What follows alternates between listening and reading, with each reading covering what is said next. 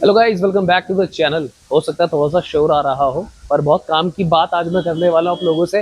Actually मैं आया हुआ मारुति के सर्विस सेंटर में, मेरी खुद की गाड़ी की सर्विस होनी है और कुछ लोगों से मुझे मिलना भी था क्योंकि मैं आता हूँ तो मिलता रहता हूँ मारुति के स्टाफ से। तो आज गाड़ी की जब आप सर्विस करवाओगे तो क्या करना है वो तो बताऊंगा ही। साथ ही में ब्रेजा फेसलिफ्ट के क्या अपडेट मैं आपको देने वाला हूँ, ध्यान से सुन लो।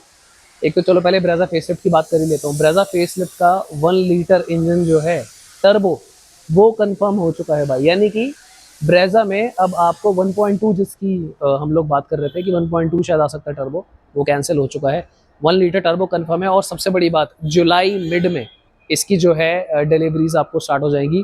बुकिंग ऑलरेडी स्टार्टेड है, उसके ऊपर मैंने ऑलरेडी वीडियोस बनाई है।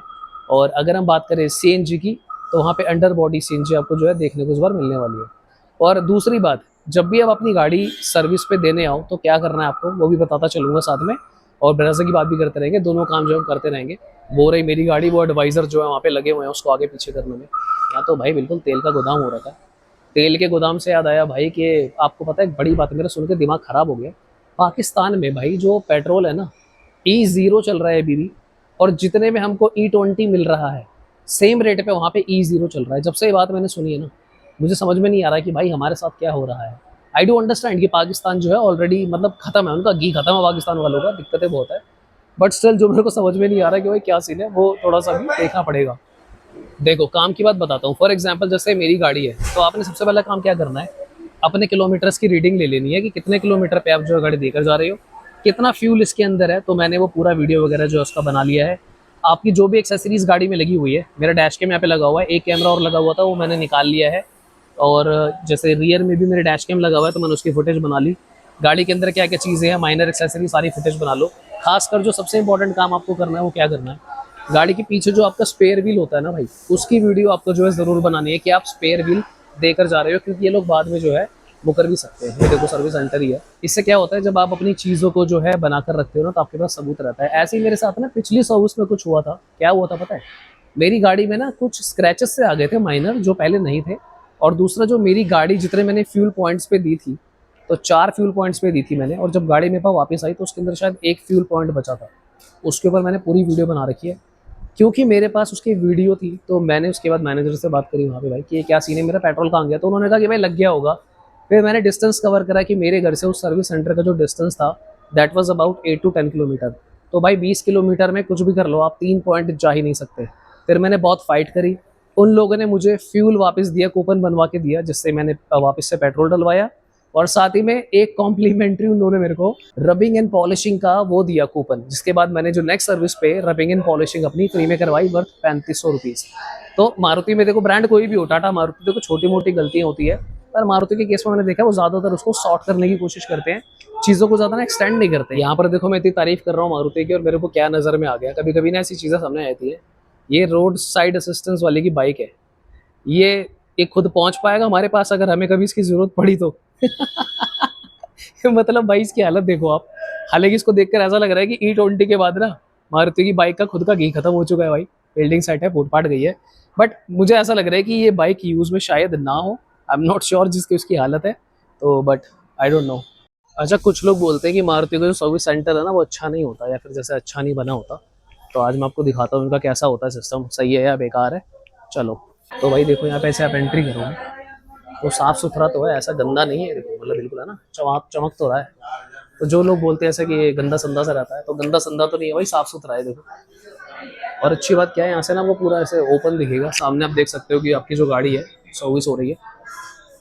तो मतलब बढ़िया सिस्टम बना रखे उन्होंने, दिक्कत तो कुछ भी नहीं है। यहाँ पर न्यूज़ चल रही है ज़बरदस्ती, वो लड़ रहे होंगे आपस में, क्या बात हो गई है ना। तो साफ सफाई तो है भाई, ऐसी दिक्कत तो नहीं है। दो भाई जो है भाई साहब यहाँ पे लड़ाई चल रही है, पर हमें क्या, हमें तो और भी काम है। मैं आपसे करता हूँ देखो मुद्दे की बात। अभी यहाँ पे क्या हुआ, मैं एक काम करता हूँ, कोई जगह देखता हूँ बैठ के वहाँ बात करता हूँ। उस मैटर में मैं इसलिए नहीं बोला क्योंकि मैंने थोड़ी देर पहले भी सुना था। वहाँ पे क्या हुआ है, वो एक आदमी कह रहा है कि मैंने आपको जो है पैसे दे दिए हैं, पता नहीं 500 का नोट है कि 2000 का नोट है कि क्या है, और वो कह रहा है कि मैंने नहीं दिए। तो मैंने लास्ट में उसको यही बोला था कि भाई कैमरा की रिकॉर्डिंग चेक करवा लो, वो आपस में लगे हुए हैं। वो तो रिकॉर्डिंग वो देख के सॉर्ट आउट हो जाएगा, इतनी बड़ी बात नहीं है। पॉइंट ये है कि मैं ना अभी एक बंदे से बात कर रहा था, एक भाई था, उसके पास थी इग्निस, उसकी सर्विस होने आई हुई है। ये जो फ्रॉन्क्स खड़ी हुई है इसके लेफ्ट में कहीं वो इग्निस लगी हुई है, थोड़ा सा पुराना वेरिएंट है वो। तो मेरी उससे बात हुई, मैंने उससे पूछा साफ साफ, मैंने कहा भाई बात बताओ, सच सच बताना कि E20 तेल डलवा रहे हो तो कोई दिक्कत लग रही है आपको, कोई परेशानी आ रही है? तो उसने क्या बात रिवील करी है कि उसको चलाने में कोई प्रॉब्लम नहीं आ रही, उल्टा वो कह रहा है कि जो मेरी गाड़ी की माइलेज है पहले से ना 1 आध किलोमीटर बढ़ गई। मैंने कहा भाई तो नई बात बता रहा है, पर वो ये कह रहे हैं कि आज जब हमने उसका बोनट खोला, जब उसकी सर्विस के लिए वो आया ना, तो उसके बोनट में वो क्या रियलाइज कर रहा है कि जो रबर और प्लास्टिक के एलिमेंट्स हैं वहां पर थोड़ा थोड़ा उसको जो है बहुत माइनर माइनर ऑलरेडी कोरोजन दिखना स्टार्ट हो चुका है। तो हो सकता है कि भाई कुछ एडवांटेजेस आ रही हो पर डिसएडवांटेज उसके बरकरार हैं। तो अगर आपके पास कोई ऐसी गाड़ी है जो E20 नहीं है और आप उसके अंदर E20 पेट्रोल डलवा रहे हो, तो भाई उसके अंदर जो भी एडिटिव्स आते हैं कोई देख लो मार्केट में, ज़्यादा पैसे वाले नहीं, सस्ते एडिटिव्स ले लो, जो प्रिकॉशन आप कर सकते हो वो करो। एक गलती आपको क्या है वो नहीं करनी। परसों मैं अपनी स्कूटी में ना पेट्रोल पंप पे तेल डलवा रहा था, वहां मैंने देखा एक स्प्लेंडर वाला भाई आके पावर पेट्रोल डलवा रहा था। तो मैंने उससे पूछा भाई पावर क्यों डलवा रहे हो, तो उसने बोला कि इसमें मिक्सिंग नहीं होती है। सो ये सबसे बड़ा लाई है भाई, मिक्सिंग पावर में भी हो रही है। मिक्सिंग जो है सिर्फ आपकी XP100 में नहीं हो रही है, और वो आपका अप्रॉक्सीमेटली 155 या 60 रुपए का लीटर है, ठीक है। तो आप अगर ये सोच के पावर डलवा रहे हो कि भाई मेरी गाड़ी खराब नहीं होगी, चाहे बाइक है या स्कूटर है, तो आप बहुत बड़ी गलती कर रहे हो। और भाई हालत ऐसी हो रही है क्योंकि पसीने वसीने आ रहे हैं भाई, मैं देखो घर पे तो नहीं, स्टूडियो में तो नहीं, और अंदर जो है थोड़ा शोर शराबा हो रहा है, टीवी चल रहा है, तो मैं सोचा शांत जगह बैठकर जो अपना वीडियो बनाते हैं बढ़िया। हालांकि भाई ये जो चीज़ मैं कंफर्म करने की कोशिश कर रहा हूँ ना, जिसके लिए मेरा पूरा जोर और फोकस है कि ब्रेजा फेसलिफ्ट में फ्यूल क्या आ रहा है भाई।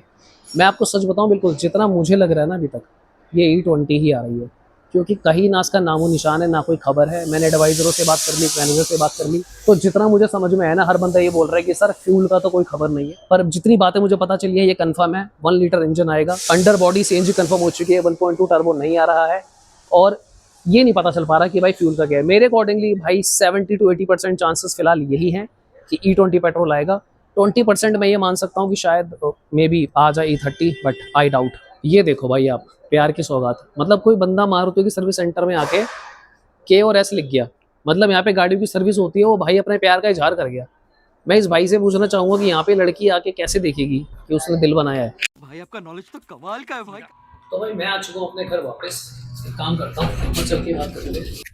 तो भाई देखो, सबसे पहले तो आप ध्यान देना, इन लोगों ने क्या करा है, 40,000 किलोमीटर वाली सर्विस के अकॉर्डिंगली इन्होंने मेरी गाड़ी उठाई है, ठीक है।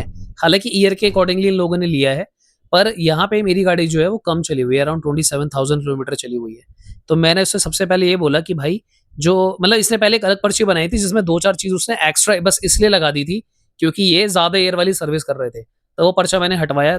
तो ये नया पर्चा में देखो, इन्होंने सबसे पहले मुझे बोला जो इनके लेबर चार्जेस थे, इन्होंने 2450 बोले, ठीक है। जो मैंने लड़ झगड़ के बोला कि भाई मैं इतने लेबर चार्ज नहीं दूंगा, ये है वो है, मैंने कुछ कहानी सुनाई कि मैं पुराना कस्टमर हूँ, ये है पलना ढिमका, ये तुम्हें थोड़ा सा फाइट करना पड़ेगा। तो पहले उसने 25% किया, आप देखोगे 25% पे कांटा लगा हुआ है। मैं उससे और थोड़ी सी जिद बहस करी तो 40% तक मैं उससे जैसे तैसे ले गया। हालांकि ये तभी आप कर सकते हो जब आप रेगुलर अपनी गाड़ी मारुति में करवा रहे हो, और देखो थोड़ा बहुत आपको ना लिंक वगैरह बनाने पड़ेंगे एडवाइजर वगैरह से भी ना, तो हो जाता है। इंजन ऑयल 2200, यहाँ कुछ नहीं हो सकता था, ऑयल फिल्टर में कुछ नहीं हो सकता था, ड्रेन नेट में कुछ नहीं हो सकता था, कूलेंट में ऑब्वियसली कुछ नहीं हो सकता था, ब्रेक ऑयल में कुछ नहीं हो सकता था, फ्यूल फिल्टर भी ऐसा ही है। डायग्नोस में देखो मैंने यहाँ पे फिर दोबारा से उससे फ्री करवाए, क्योंकि मैं वहां से फाइट करी लॉजिकल बात पे, जहां पे उसका मैनेजर भी आ गया था। वीडियो मैंने वहां की इसलिए नहीं बनाई क्योंकि वो थोड़ा सा ना जस्टिफाइड नहीं लगता, मैनेजर को लगता है कि भाई जानबूझ के नौटंकी कर रहा है। तो मैंने मैनेजर से जो क्वेश्चन रखा कि जब मैं सर्विस का पे कर रहा हूं तो डायग्नोस का अलग से मैं क्यों पे करूंगा। ये तो वही बात हो गई कि भाई मैं ऑपरेशन के पैसे अगर दे ही रहा हूं तो मैं कंसल्टेशन फीस क्यों दूंगा। क्या बात है सर, क्या बात है सर। तो डॉक्टर को कंसल्टेशन नहीं देनी जब ऑपरेशन हो रहा, तो मैंने वो भी यहाँ पे फ्री करवाया। उसके बाद एयर फिल्टर है, कैबिन फिल्टर है। यहाँ पर देखो दोबारा से उन्होंने क्या दिमाग लगाने की कोशिश करी कि व्हील अलाइनमेंट और व्हील बैलेंसिंग के इन्होंने 600 लगा दिए। मैंने इनको समझाया कि भाई अगर मैं बाहर से भी कराऊंगा, मैं तो तब भी कम पैसों में ही कराता, तो तुम इतना डबल कैसे ले रहे हो। फिर मैं लड़ झगड़ के दोबारा से जो है इसको फ्री करवाया। फिर यहाँ पे नीचे इन लोगों ने कुछ 200 रुपए जो है चार्जेस डाले हैं, ये आई थिंक इन्होंने कार परफ्यूम और कपड़ा के डाल दिए हैं, जो मैं अब दोबारा कटवाऊंगा। तो आप सीधा सीधा देख सकते हो भाई मैंने इनसे कितना ज्यादा जो है कंसेशन यहाँ पे करवा ली है। 600 यहाँ पे, 570 यहाँ पे, 40% जो कि आपका 2450 है ना, तो लमसम आपका 900 समथिंग बनता है, तो 1000 रुपए के आसपास मैंने यहाँ बचा लिए। तो इस तरीके से भाई आपको जो है दिमाग लगाना है। बाकी मैं बहुत थक गया हूँ भाई, मैं बाहर था, मिलते हैं फिर दोबारा किसी दिन। सब्सक्राइब मार लो ऐसी वीडियोस के लिए, मजा आएगा। Take care.